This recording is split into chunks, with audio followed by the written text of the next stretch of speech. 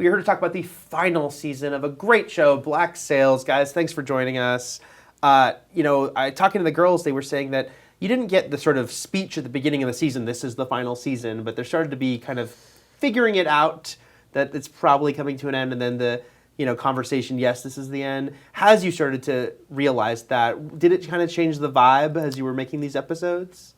It definitely did. I think we knew going into it. It's funny watching the episodes now that I kind of get a feeling from the very beginning that you're like, it feels like the end. Like all the characters are talking about the last big battle and what happens afterwards. And so even though we didn't know at the beginning, there was always an awareness like this is driving towards that final moment that it's all been building up to.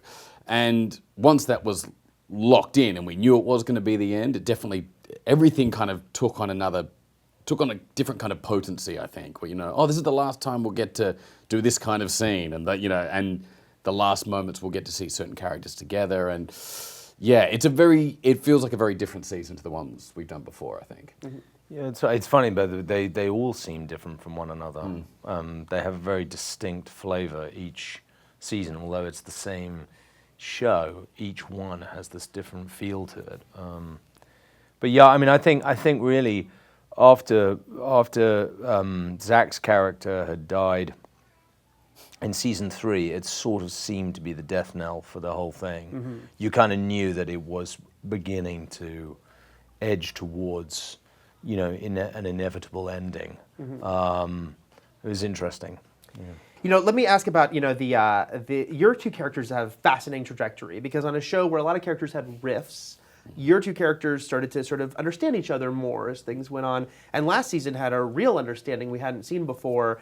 Now, in their sort of most tense and combative time, are they still on that same wavelength? Are they still, working pretty well together? Yeah, I think when we start season 4, Flint and Silver are closer than they've ever been.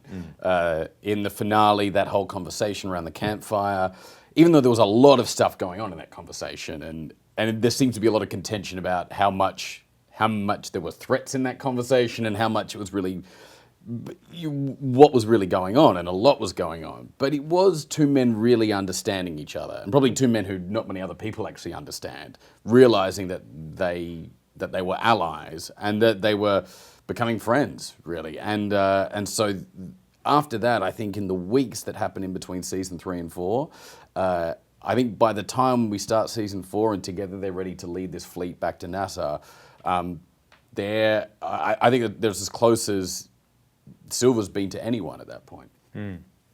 Yeah. Well, your character, I'm curious though how Flint, how does Flint take sort of the legend of Silver? Because that was such an interesting dynamic. Is he sort of accepting of that fact? Does he not need that glory? The great thing about Flint, or one of the great things for me, was his pragmatism. He's like, look, I don't care as long as it's useful to me. Right. I don't care. He has no ego in terms of like, the men prefer him to me, or or he has more power than me. It's just like, look, I have this target that I want to get to. I want to achieve this, and if that helps me achieve it, that's fine. I don't mind. So he has no ego in that way, and I think he finds a partnership with. I think Flint always needs somebody to be his alter ego, to be, part of his plan and be able to confide in. And after Miranda, he's lost until he finds Silver, and actually realizes that Silver is probably, the one that he needed most of all, actually. But that's not such a good thing either for Silver or for Flint. And it probably could have worked out, it started to work out very well. The only other thing coming into that is that Billy has also started to use Silver as a tool. Yes. And as those ideas of how Flint wants to use Silver and Billy does start to diverge, that little Treasure Island trio, the dynamic begins to change, yeah. And war obviously came to their doorstep in this direct way at the end of last season. Now they fought back, but that's not stopping it. Is this season sort of pretty heavy on the combat side of things now that they're really being attacked in this way? It's relentless. Yeah. Yeah. And I think we remember it more in terms of the bruises and the exhaustion from doing it. But I think watching it, there's definitely a big step up in the amount of action. And it's different because season 3 had a lot of action, but it felt very episodic in the way there's, the storm, and then, for us there was the becalmed episode and the shark, and then there was the fire ship, and they kind of, where this feels much more like one long, prolonged battle with two distinct sides, with a lot of little fights going on, but it really is, it's that different feel again, that it's like one big It's very battle. messy as well. It's very messy, not in terms of the writing or the plot. The narrative is very clear what's happening, but it feels messy and kind of dirty, and kind of the world is burning. Their world is kind of crumbling and burning around them, and they're all desperately trying to find something to hang on to. How are the relationships? How is the alliance with Blackbeard working out? Is he a bit of a wild card for them, or are they just on the same page? From the beginning, we're all, that alliance that you see at the end of season 3, it continues pretty directly, that we've been, planning together and sailing into NASA as one force. Yeah, and I think for Flint and for Silver, it's like, look, as long as he's on our side, he's useful because he's a tactician. He's a great pirate captain. We need him on our side if we're to defeat these people. I think they know that there could be trouble ahead, but as long as he's on side, he's okay.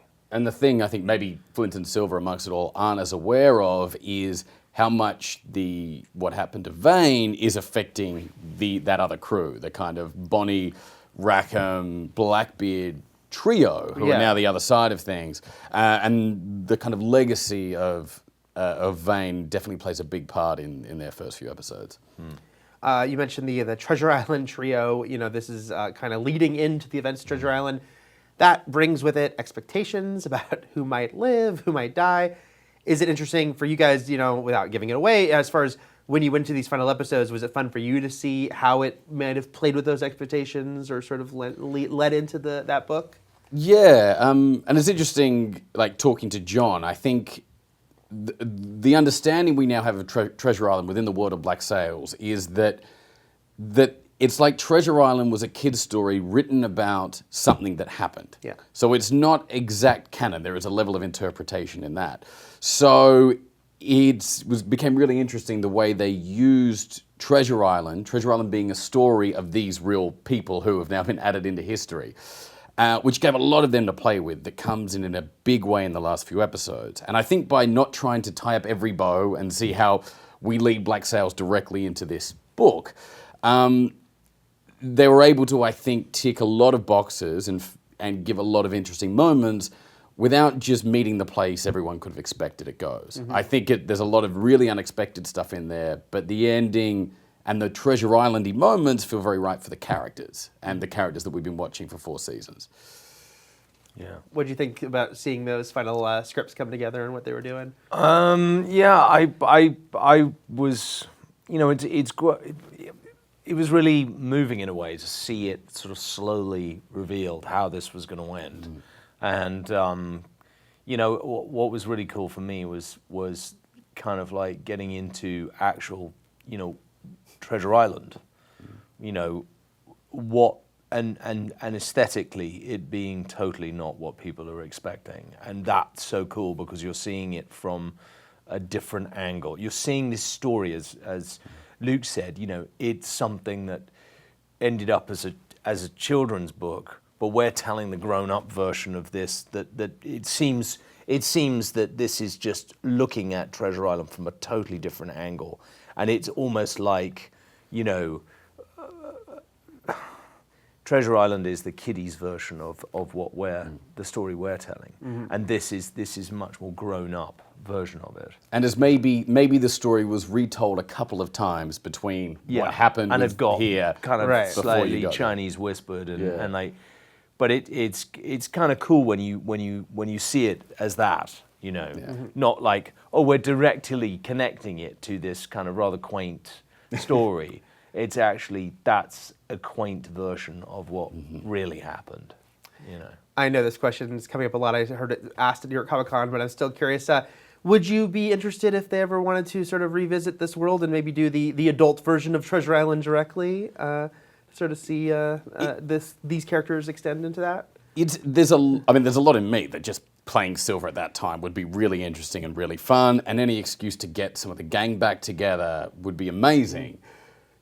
The thing is, I think, and that was always the idea, I was like, that'd be fantastic. And I think now we're done with Black Sails, and the ending feels so definite, like as the ending of this story. I think it's still going to be a while to digest and think about it.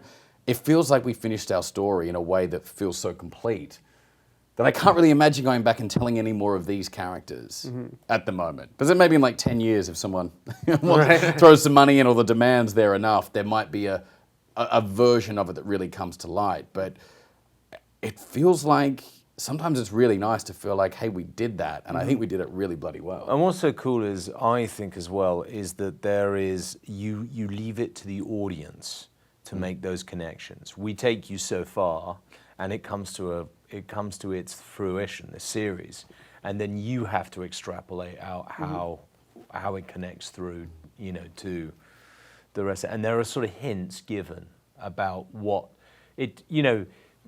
motives there are. For example, that Silver goes to get the treasure in Treasure Island. There are sort of things, if you look into it, you see there. And I feel like one of the most enjoyable things about Black Sails for me was that I feel like everyone who worked on this show in any capacity, it feels like our show. I think especially for the cast. Like, Vane would have been very different with anyone but Zach McGowan playing, and I feel the same would be for us too. Like, even the way they developed and what happened to those characters and the way it happened, it felt like something that worked because there was a certain amount of freedom in there for the writers and the directors to shape things around us and what we did. And just for their own inspiration, to take them where they thought things could go. And I suddenly thinking to finish it in a way that was chained back to that story and finding ways to do the things that had already been written, it would be very strange after the creativity of the show going so wide to then end in something that could be a bit reductive again.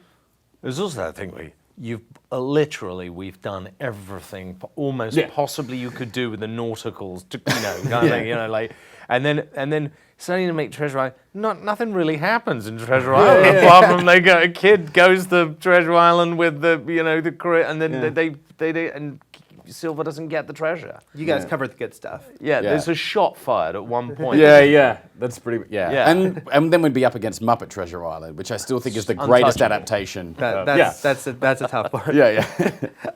Lastly, before we go, Toby, I have to throw in one question about Lost in Space because I'm so intrigued to know what is it like to work with Parker Posey as Dr. Smith. It sounds fascinating. I've yet to find out. I haven't met Parker yet, and I'm very much looking forward to it because I'm a huge fan. So I believe next week we're all starting kind of proper. Is it fun for you to go from the pirate world to the space world? It is, yeah. I mean, I'm enormously excited. It's going to be a lot of fun. Yeah. I reckon you're going to say some similar lines. For being a captain of a pirate ship and a spaceship, it's the same direction. Hopefully it'll connect somewhere.